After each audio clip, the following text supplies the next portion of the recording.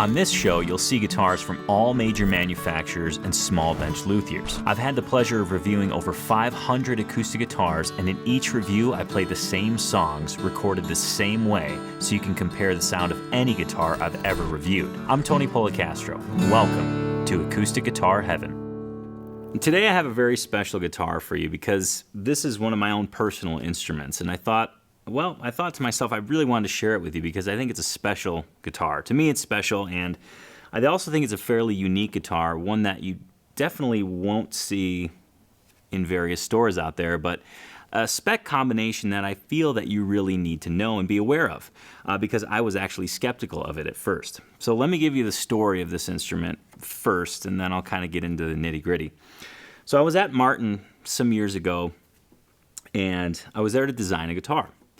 And I got to pick woods and things, and it was for the store I was working for at the time, and I thought this will be a really cool guitar to sell.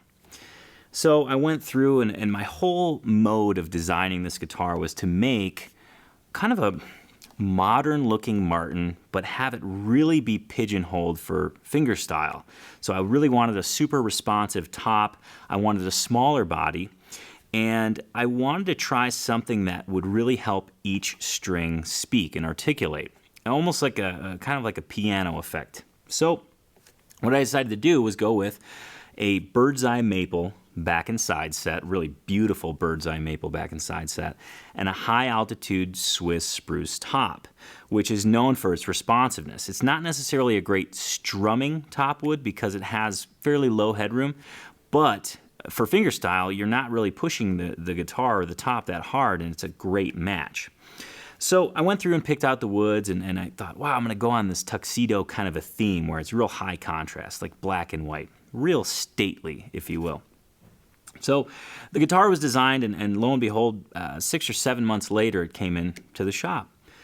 And I thought, this is a really cool guitar. I felt like I really did a great job designing it. I thought it looked good, and after I played it, I was really amazed. I'm not necessarily a huge fan of maple back and sides, but I must say that this guitar changed my mind. So it sat on the shelf, and I was kind of, the whole time it sat on the shelf, I would walk by and think, I designed that guitar. I'm feeling kind of this personal connection to it. So a month goes on with this happening. I'm walking by, I see the guitar, I think of the trip, I think of picking out the woods and the specs, hanging out in the custom shop, and I just am always drawn to the guitar. I'm picking it up and I'm playing it very frequently. So finally, it had to be there, again, like I said, like about a month. And I walked by and I thought, you know what, this is it. I'm way too invested emotionally in this guitar to see it walk out in somebody else's hands. So I got this guitar, and I love it for fingerstyle. I love it for fingerstyle. I love it for alternate tunings as well. Again, what this guitar has on it is a high-altitude Swiss spruce top, also an ebony bridge with a bone saddle. Now, the rosette around the sound hole is pretty unique in that it's off of, I believe, the Mark Knopfler signature guitar. It's got inset mother of pearl diamond inlays kind of on this black ring. It's really, really beautiful, and that matches the mother of pearl purfling around the outside. Underneath the hood, it's standard 1/4-inch scalloped Sitka spruce bracing, which with this top wood, the high-altitude Swiss spruce, I think is a really good match. It really is a responsive instrument. The back and sides, as I mentioned, are bird's eye maple. The entire body is bound in black. The ebony fingerboard is absolutely a dream to play, and I think it sets off the Foden-style inlays beautifully. We have an 1 3/4 bone nut set on an angle, which is kind of a vintage spec, something that aesthetically I really like. I don't know if it necessarily makes a huge tonal difference, but I've heard that it couples the vibration much cleaner, much better. I don't know, I just like the way it looks. The neck is maple, and it actually has a really cool ebony stringer down the center, which again kind of plays back to that black and white theme.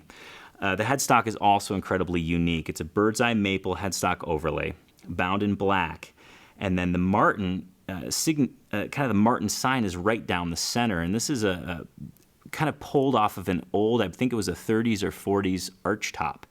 headstock design, where there's no C and no F on either side of the Martin decal, and that's done in black as well, or rather inlay, not decal.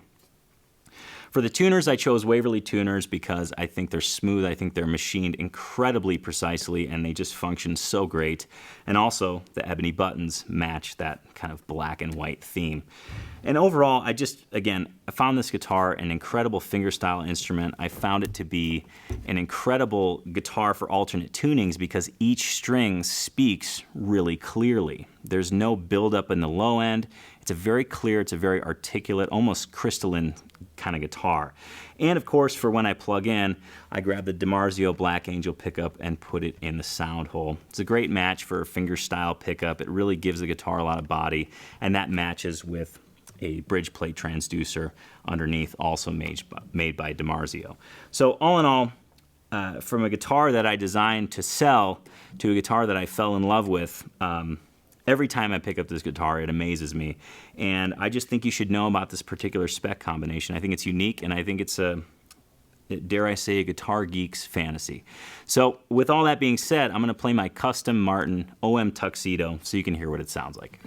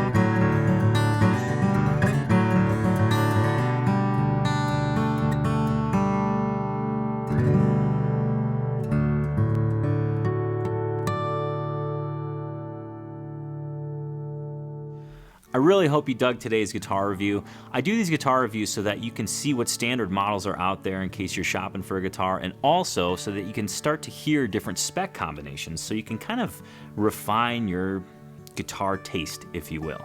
Now, in addition to guitar reviews, I also do interviews with guitar icons like Tommy Emmanuel, Bob Taylor from Taylor Guitars, and even Paul Reed Smith. And I really don't want you to miss any of them. I've got some great ones coming. So if you'd please take a second and subscribe to my YouTube channel, I'd really appreciate it. Oh, and one more thing. I absolutely love reviewing guitars for major brands as well as small bench luthiers. So if you happen to be a guitar builder of any kind, I'd love to hear from you. You can reach me at tonypolecastro.com/review.